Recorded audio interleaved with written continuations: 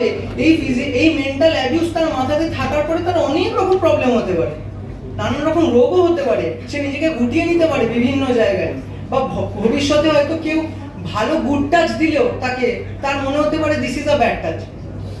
এটা আমি আগে ফেস করেছি ছোটবেলায়, কিন্তু এটা একটা বড় মাথায় ছাপ ফেলে যায়।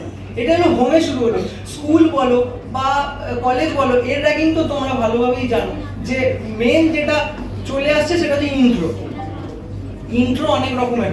আরে যে নাচতে পারে কি তাকে নাচা না, তোমরা তাকে নাচাও, কোনো অসুবিধা নেই।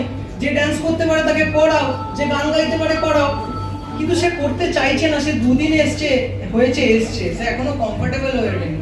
তাকে যদি আমরা বলি যে না তুমি করো, করতেই হবে, সে যত না বলছে আমি বলবো না করতেই হবে, this is a perception, give them a space.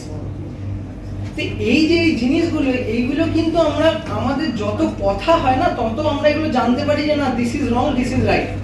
এই যে প্রতি বছর এই যে 12 to 18 আগস্ট এটা হয় র্যাগিং অ্যাওয়ারনেস উইক, এই কারণেই হয়, না হলে তো প্রতিটা কলেজে একবারই বলে দিতে পারতো অ্যাডমিশনের সময়তে, দেখো আমাদের কলেজে কিন্তু র্যাগিং হয় না, this is a severe crime, আমরা কিন্তু পানিশমেন্ট দিয়ে রাস্টিকেট করে দিতে পারি।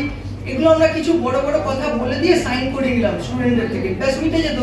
তাহলে আমরা কেন র্যাগিং অ্যাওয়ারনেস উইকটা মানাচ্ছি, তার বা এইসবের পরেও তারপরেও কেন এত বড় বড় আমি নাম নিচ্ছি না বিশ্ববিদ্যালয়গুলোতে র্যাগিং হচ্ছে, কোথাও না কোথাও আমরাই এই সার্কেলের সাথে যুক্ত।